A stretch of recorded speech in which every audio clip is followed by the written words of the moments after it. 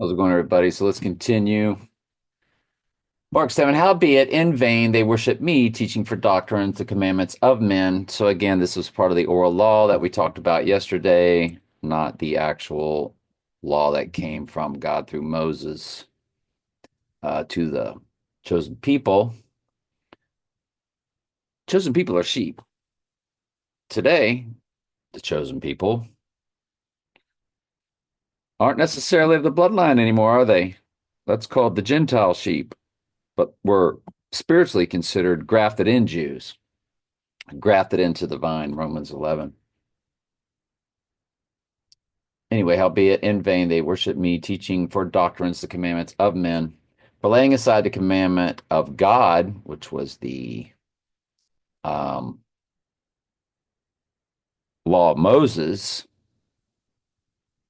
ye hold the tradition of men, which is called the oral law, as washing of the pots and the cups and the many other things, such like things ye do. And he said unto them, full well ye reject the commandment of God, that ye may keep your own tradition. The oral law was called.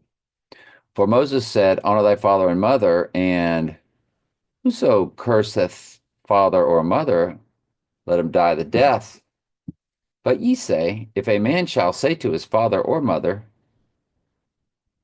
it is Corban, that is to say, a gift by whatsoever thou mightest be profited by me, he shall be free. It kind of lost me on that one. So let's go to New Living on that. Hang on just a quick second. We usually don't have to do these for Gospels, and we don't do it for Revelation and Daniel, except for that chapter 11, I think it is, where it's just King of the North, King of the South. Let's get to that again. Send them what you reject the commandment. I got me what your lunch. Where was it at?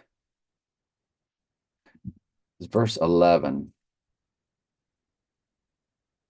But you say it is all right for people to say to their parents, sorry, I can't help you, for I have vowed to give to God what I would have given unto you. So if your parents are in need, they go to the church where they can be seen giving the money instead of helping out their parents that nobody would see. Hypocrites. The law, well, anyway, let's keep going. If ye suffer him no more to do aught for his father or his mother, in this way, you let them disregard their needy parents. And so you cancel the word of God in order to hand down your own tradition. This is only one example among many others. Then Jesus called to the crowd to come in here. All of you listen, he said, and try to understand it is not what goes into your body that defiles you. You're defiled by what comes from your heart or what comes out of your mouth. Um,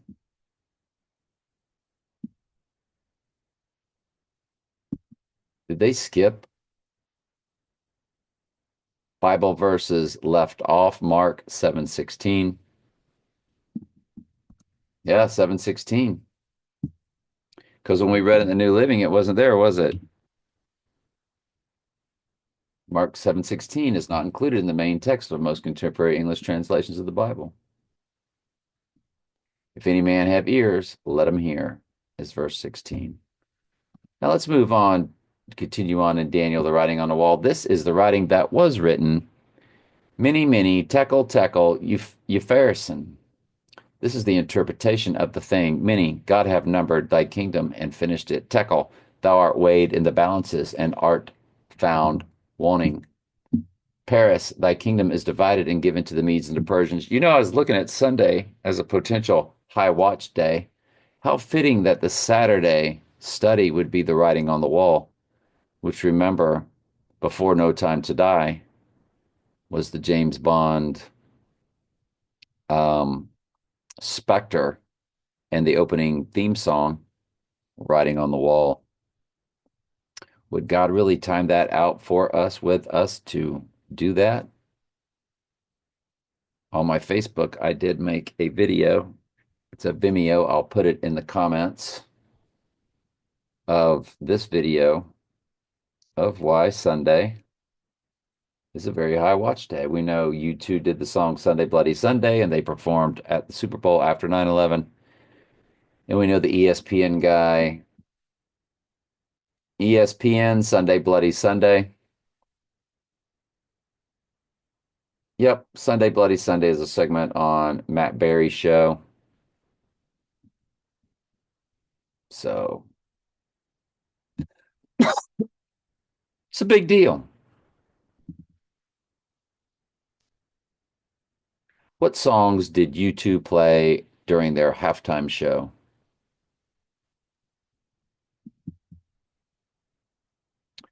Beautiful Day, MLK, Where the Streets Have No Name.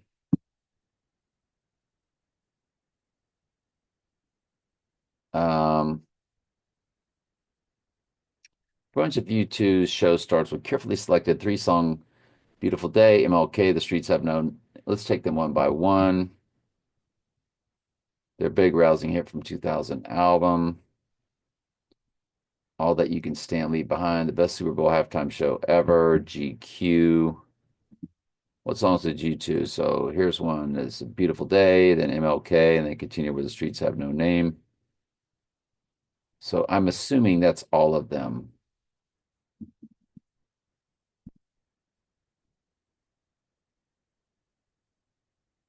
That was on February 3rd, the day after Groundhog Day, of course. And geez, what a write-up. All of that. Here we are just looking for a list of the songs. That's it. Beautiful Day, MLK, Where the Streets Have No Name. I don't remember their song MLK.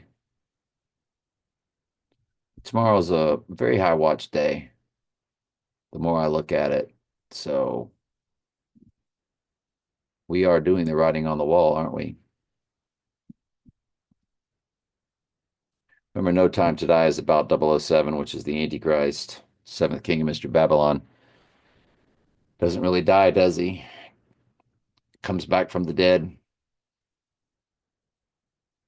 but he doesn't really die. It's not him that dies, it's the twin.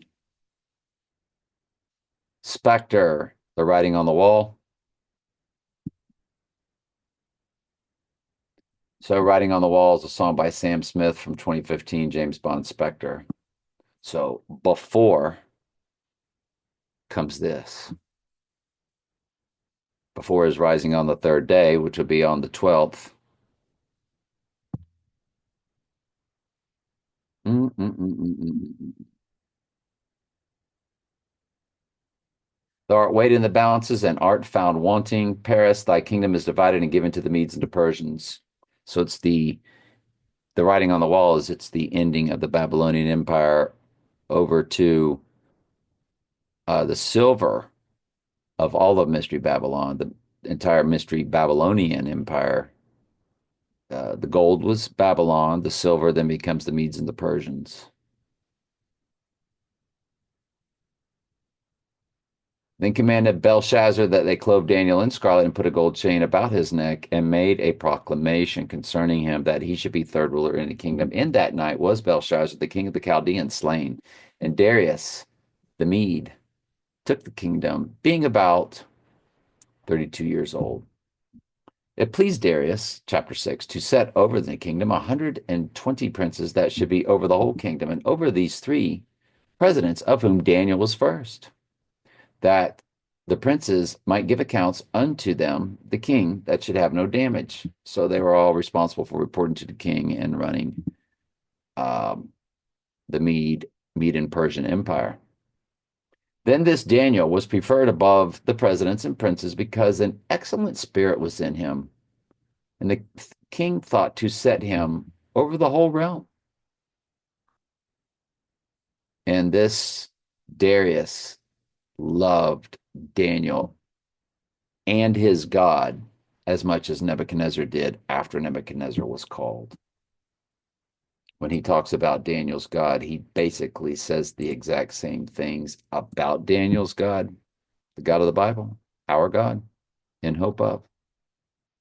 Almost word for word, Darius says that same words that Nebuchadnezzar says about our God. I'm glad you're here. I love you very much. Ask questions anytime. That's what I'm here for.